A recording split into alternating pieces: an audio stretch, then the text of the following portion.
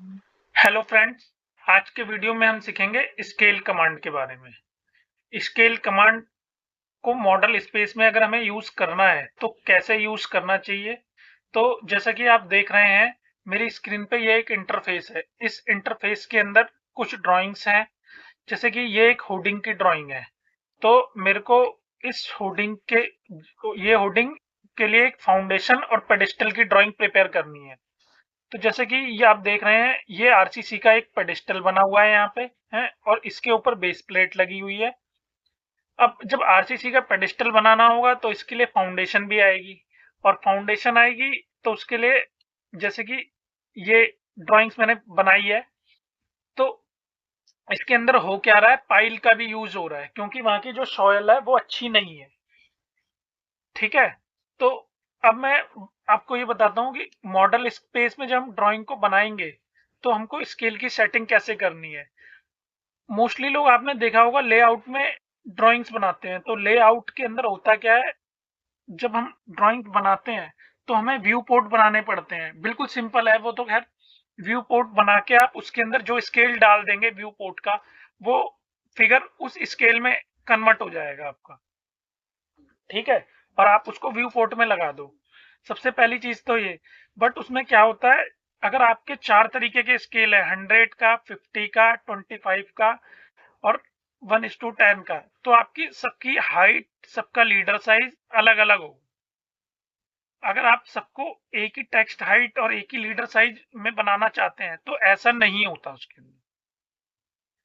तो जब भी आप ड्राइंग बनाओ आपको ये ध्यान रखना है, मॉडल स्पेस में स्केल कमांड, स्केल में ड्राइंग कैसे कंपोज करनी है और लेआउट में कैसे। तो लेआउट का तो खैर मोस्टली लोग बनाते हैं, सबको पता भी होगा। मॉडल स्पेस में मैं एक्सप्लेन कर रहा हूँ आज आपको।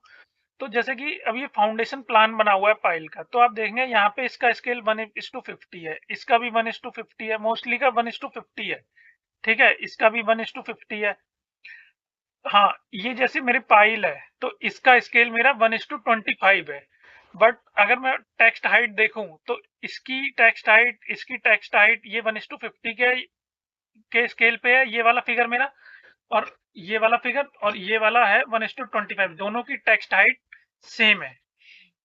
तो जब दोनों की टेक्स्ट हाइट मेरी सेम है और लीडर भी और ड्राइंग में भी ये प्रिंट करेंगे तो हम सही आएगा एकदम। अगर कोई मैनुअल भी वो स्केल लेके मेजर करेगा हमारी ड्राइंग को तो ठीक आएगी। तो इसके लिए हमें पहले ड्राइंग को कंपोज करना आना चाहिए। तो सबसे पहले ड्राइंग को कंपोज करने के लिए आपको पेपर साइज पता होना चाहिए कि आपकी ड्राइंग किस पेपर साइज में फिट बैठेगी। तो एक पेपर साइज होता है हमारा A4 का, एक होता है A3 का, एक होता है A2 का, एक होता है A1 का और एक होता है A0 का। ठीक है। हमारे पास ये 5 पेपर साइज होते हैं जिसके अंदर ड्राइंग प्रिंट होती है। और इसके बाद अगर किसी की ड्राइंग ज्यादा ही बड़ी है तो वो कस्टम पेपर साइज यूज होता है। ठीक है, वो काफी बड़ी हो जाएगी। A0 का पेपर साइज भी काफी बड़ा होता है।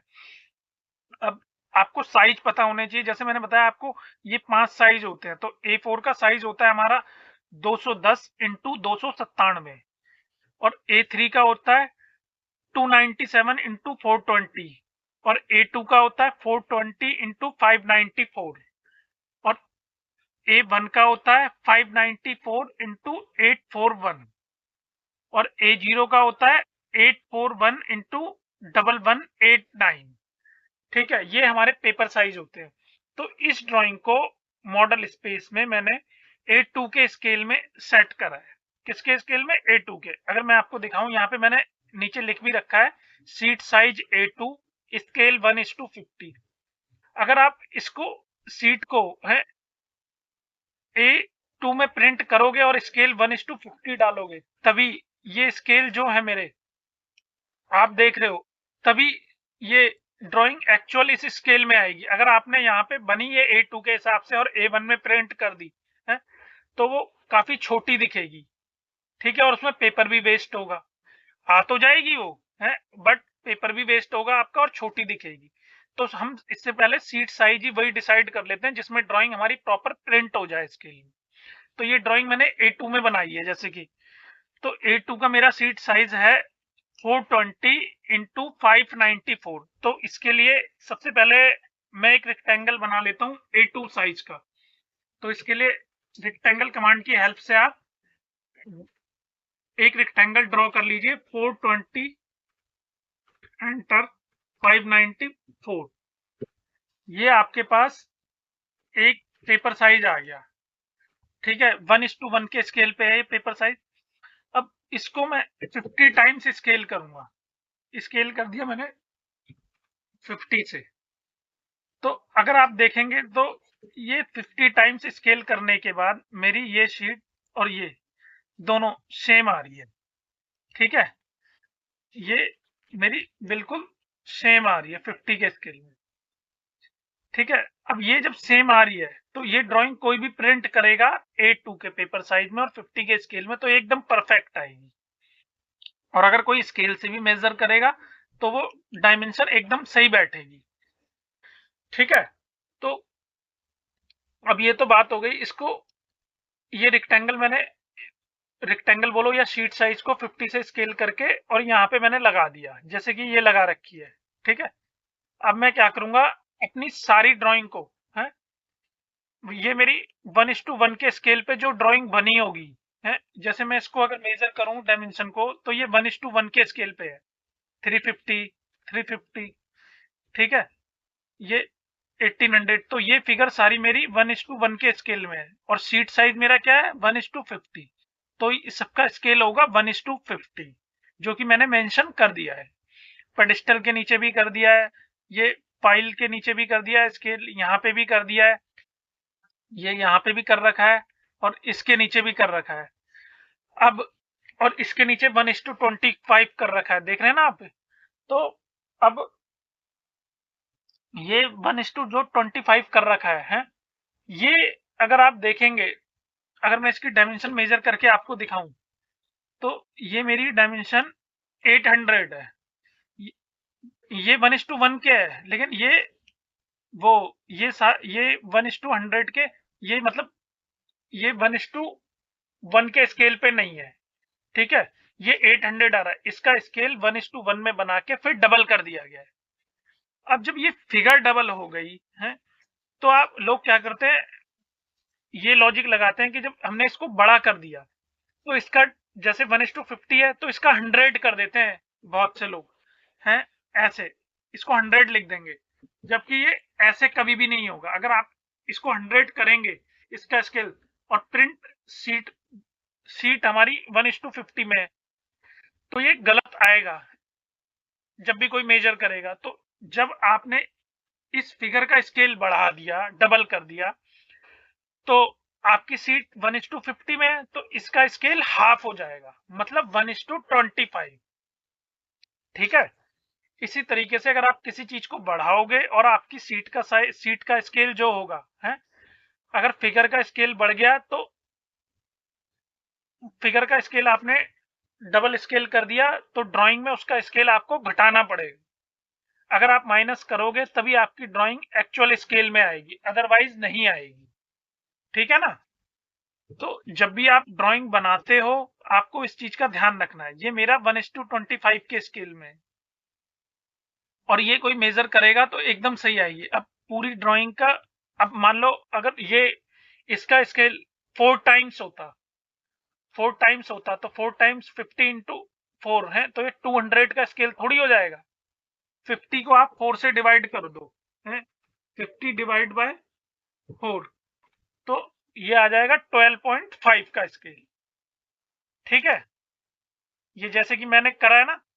अब ऐसे ही, अब मैंने इसको डबल स्केल कर दिया था, अब ये काफी छोटा आएगा प्रिंट में, इसलिए मैंने इसका डबल स्केल कर दिया तो इसका स्केल चेंज हो जाएगा है। डबल स्केल करा मैंने तो 50 डिवाइड बाय 2, ये 50 डिवाइड बाय 2 मेरा कितना है 25। तो ये 25 का स्केल 1:25।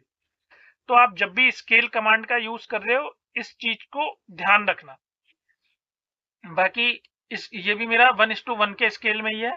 अब बाकी ये है, अगर आप देखेंगे ये टिपिकल सेक्शन है जो कि मैंने एनटीएस में दिया हुआ है, नॉट टू स्केल। ठीक है, ये ओनली रीड करने के लिए है, मेजर करने के लिए नहीं है। अगर कोई ड्राइंग में से मेजर करेगा प्रिंट पे और मैनुअल स्केल लेके मेजर करेगा तो ये स्केल में नहीं आएगा। एनटीएस मतलब नॉट टू स्केल। तो आप जब भी ड्राइंग बनाओ और शीट कंपोज कर रहे हो, आपको स्केल कमांड का यूज बहुत ध्यान से करना है। ऐसा नहीं करना आपने फिगर का स्केल 4 टाइम्स कर दिया फिगर को, और तो उसको 4 टाइम्स मल्टीप्लाई करके और स्केल डाल दिया वहां पे, तो वो गलत हो जाएगा। जो शीट साइज आपने प्रिपेयर करा है उसका उससे डिवाइड करेंगे तो आपका स्केल निकल आएगा। तो आप जब कभी भी वो ड्राइंग को कंपोज करो, इस चीज को आपको हमेशा ध्यान रखना है। बाकी इसके अंदर वैसे मोटा मोटा ये मेरा फाउंडेशन प्लान है, ये डायमेंशन डिटेल है पाइल्स की, और ये बॉटम रीइंफोर्समेंट टॉप रीइंफोर्समेंट का अलग अलग प्लान बनाया हुआ है मैंने। ये पेडिस्टल है हुडिंग का यहाँ पे। ये अब ये मेरी जो हुडिंग की ड्राइंग है, अभी मैंने इसका स्केल सेट नहीं करा, इसका भी करना पेंडिंग है, इसका भी मैं कर दूंगा। ठीक है, अभी ड्राइंग कंप्लीट नहीं है। और ये वाली ड्राइंग मेरी फाउंडेशन की कंप्लीट हो गई थी, इसलिए मैंने इसको सीट में कंपोज कर दिया है। जो टाइटल वगैरह आएगा वो बाद में लगा देंगे। ठीक है। हाँ, एक चीज हमेशा ध्यान रखना, जब आपकी ड्राइंग फाइनल हो जाए तो यहाँ पे पेपर साइज लिखना और स्केल साइज लिखना मत भूलना। जो यहाँ पे पेपर साइज होगा और जो ड्राइंग साइज आपने लिखा होगा उसी में ये ड्राइंग प्रिंट होगी, तभी स्केल आपका यहाँ पे लिखा हुआ सही आएगा। तो मॉडल स्पेस में ड्राइंग को इस तरीके से सेट करते हैं।